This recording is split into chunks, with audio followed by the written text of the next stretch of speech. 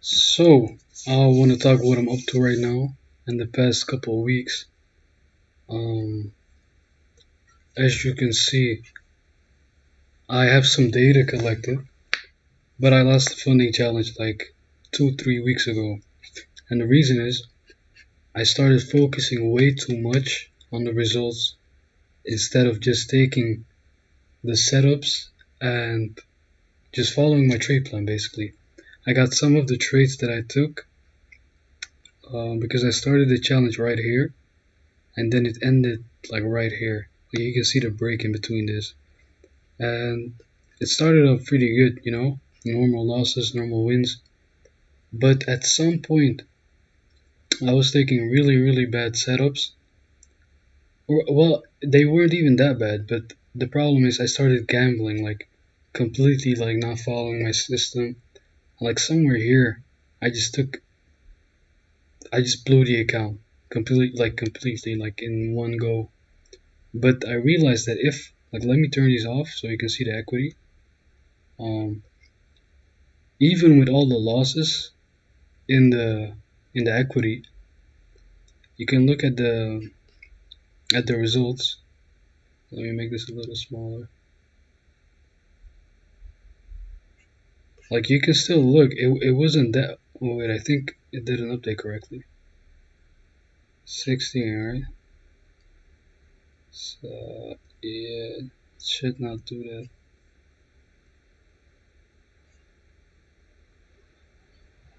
Well, okay, the point stands. Like it was somewhere. I think it would be somewhere here. I'm not sure, but yeah, something like this. So even with the losses, you would see that it still looks good. Like there's nothing going on here. Like yes, it's just normal drawdown. You know, a couple trades later, and you just would be up, and this line would like maintain. But that's the psychology of it, man. And I learned from it. Um, and the way you kind of get out of it is now you gotta assess how you're gonna move forward. And what I'm gonna do right now is I'm just gonna be on a demo, and these other setups that I took were on that demo account. So I can go over a few of them. Um, and I was doing case studies as well. I might go over them in a bit, but I want to keep it really short just to give an update. Um, like you can look, I used the. This is not the daily. This should be the 5 hour. So I need to change this actually. Yeah, whatever. So yeah, let me see. Which one did I pick? Let me open all of them up so you can see the entire setup.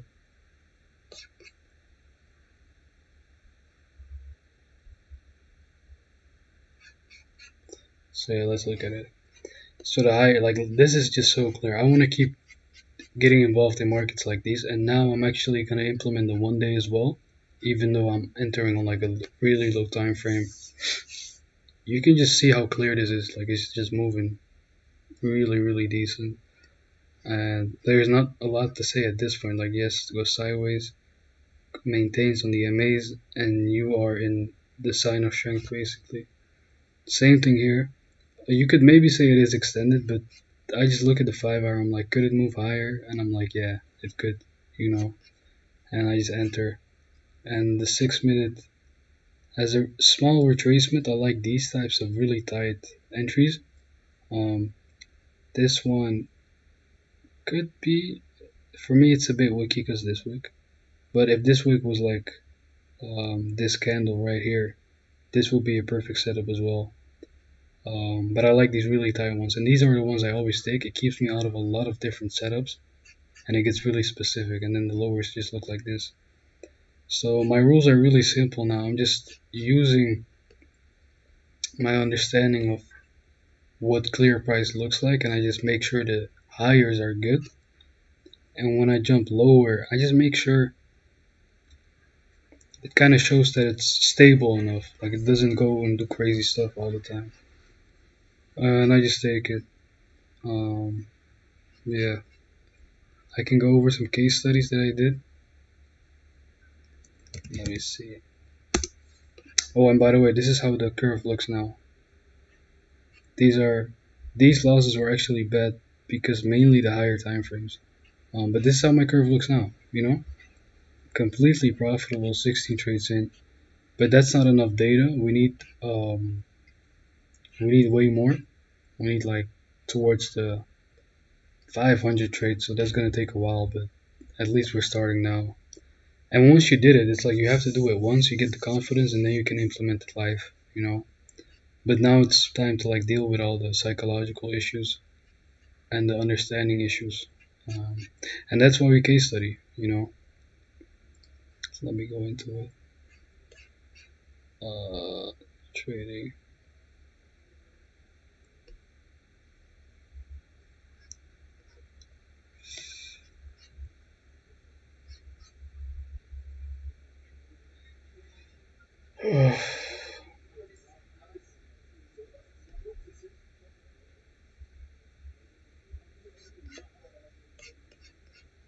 So can I make this bigger? Yeah.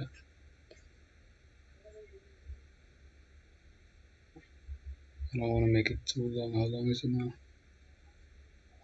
6 minutes. So let me go to the case studies.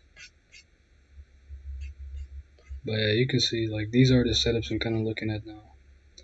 These are the ones that I took a bit earlier when I wasn't as um, strict with how the hires look. But you can see like this is pretty choppy, pretty wicky. You got the sign of strength, but that's kind of the only thing. But this market is not valid at all.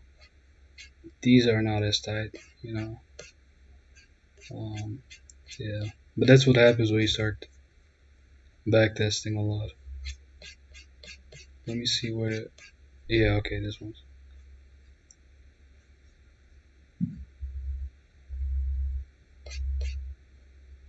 Let me get a good example. I think I got one recent that was really good. Yeah, this one. So on this backtest on ES, I was unprofitable this entire market, and I took a trade. I redid it, but now I cared about the daily. And as you can see, this was a win I took that I didn't take in the previous backtest. So that was pretty interesting. But why is this screen not getting big? I don't know what's happening.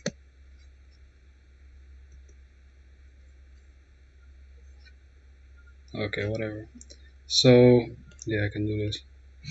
So price came out of a stage 1, not as clean as you can see by the wicks. So this stage 1, I'm looking at, price comes out of it. Okay, what the hell? Okay. Price comes out of it. It's pretty wicky. It's sloping alongside EMA. But it's strong. It's pretty strong, and the wicks get less.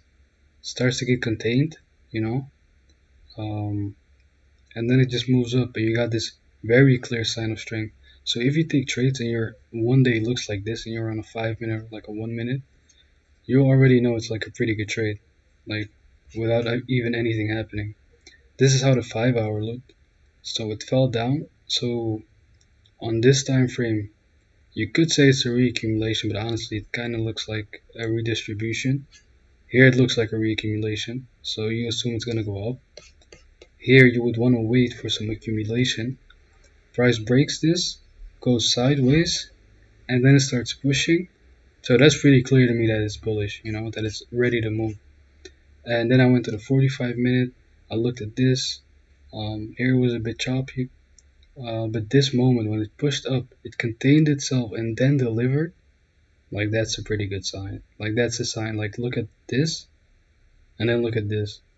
Like it's very clear that it wants to set up to move, and then it actually moved. And this is where my entry was. Pretty late in the move, I still had this entry, and the impulse is not the same as my usual trades, and that's true. My impulse is usually like the first one, and then I get a setup here and I take it. But I'm starting to look at these ones as well because they theoretically make sense. They're easy to see, and I want to add these to my trades as well. Um, But I have to be careful because this can be pretty bad quickly. Because my impulse needs to be pretty strong, like this candle, these candles. Um, Not something like, let me see, like this one is pretty good. If I took something like this, that would be pretty good. But this by itself is pretty weak to me, you know. And then this is how the 1 minute looked. So these are my setups right now, and I can go over the markets I'm gonna watch because the market is gonna open in like a few minutes. So yeah, I'm making sure the daily is pretty clean. So yeah, this is pretty clean. It's not the best one, but it's pretty clean to me. You know, move strong, pushes above the 50, which I kind of notice every time price flushes beneath the 50. When it gets bought up and it holds up on the EMAs, it keeps going. You know, this is a bad sign, kind of, to be completely honest. Because you don't really see that. Like this is pretty bad as well. Um, there's no strength here, but this shows me strength. You know, so honestly, now that I'm looking at it, I may have to take this out of the list because it's actually not that clean because of this. You know, it does not contain itself. It just chops around down and then it's not the same as this kind of goes up, contains itself, gets bought up, and now it's like. So yeah, that one might be taken off the list. Like just because of that.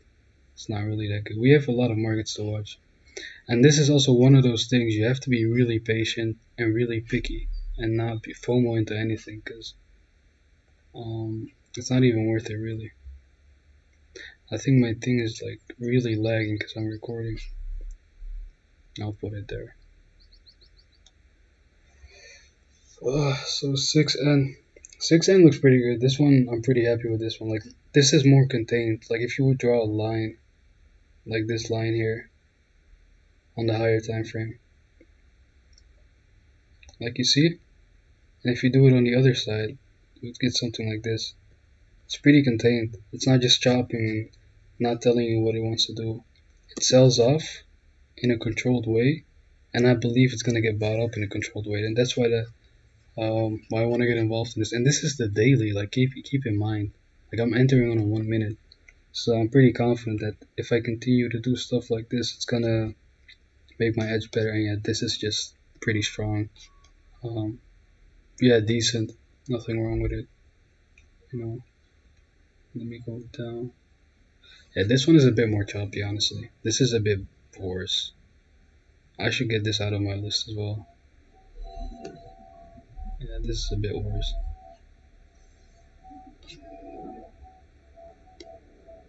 6M is good, but usually this market is so illiquid on the lowers that I can't even get an entry anyway, so I'm keeping it on just to see, you know, just to see price play out, but I almost never get an entry on Mexican peso. And you can see, bro, they almost all look identical. Um, this one is a bit more, fell down a bit heavier, but still, you know, it's nothing crazy. And this strength is just insane. Um, yeah, this comes out of a stage one, goes up. I don't wait for retracement on this because it's on a daily, so I don't want to wait a couple days just for it to go sideways, etc.